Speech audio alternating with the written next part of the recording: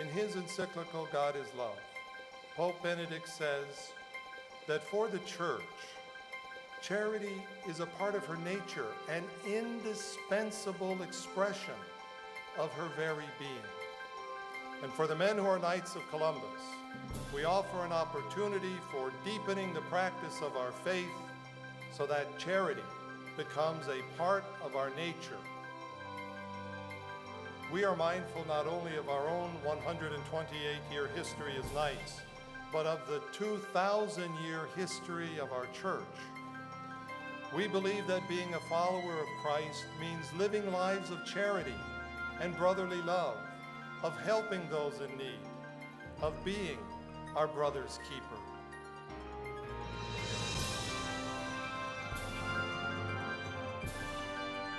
In August 2010, the Knights of Columbus held its 128th Supreme Convention in Washington, D.C. The Knights of Columbus has marked significant moments of its history here since the District of Columbia became a state council on March 27, 1899. Touring the District of Columbia, we see historic markers that our order is proud to have contributed to. One of the most important of those places is the Basilica of the National Shrine of the Immaculate Conception. On the first day, the votive Mass of Our Lady of Guadalupe was celebrated there by the Archbishop of Washington, 7 cardinals, 80 bishops, and more than 100 priests.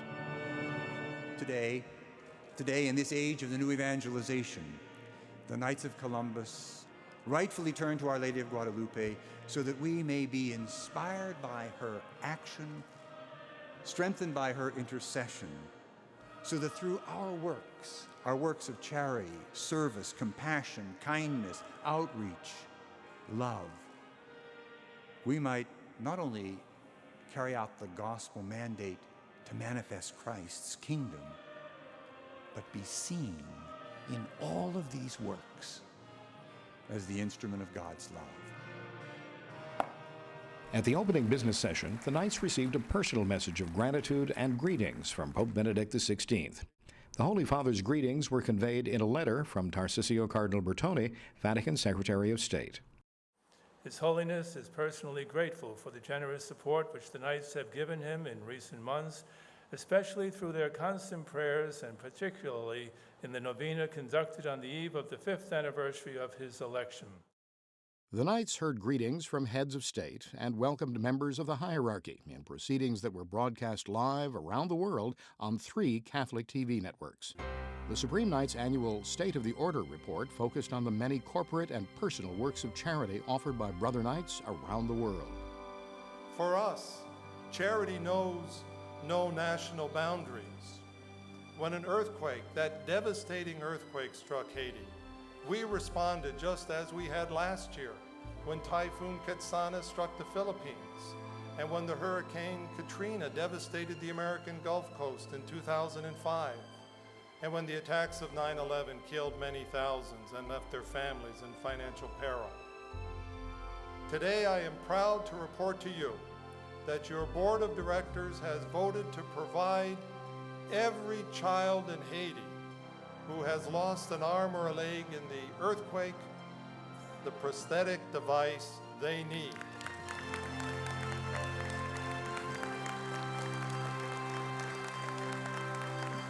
Each and every one of these children will receive hope and a new start in life, thanks to the Knights of Columbus. Knights set new records for charity throughout the fraternal year. During 2009, we donated more than $151 million to charity, exceeding last year's amount by more than $1 million. And over the past decade, charitable giving by the Knights of Columbus at all levels totaled $1,360 million, a dramatic testament to our commitment to charity. In addition to their charitable giving, Knights were their brothers' keepers last year by offering an abundance of their personal time and attention. Knights and their families, of course, are hardly immune to the economic downturn. But when cash contributions become more difficult, we still give of ourselves in other ways. The number of hours of volunteer time donated by Knights last year climbed by nearly 500,000 to more than 69 million hours. Volunteer initiatives of the whole order included friendship and support for children with physical and intellectual disabilities, shelter and clothing for those in need, comfort for the sick, and food for the hungry. We know that recession has made it difficult for the unemployed and for those on lower incomes to get by.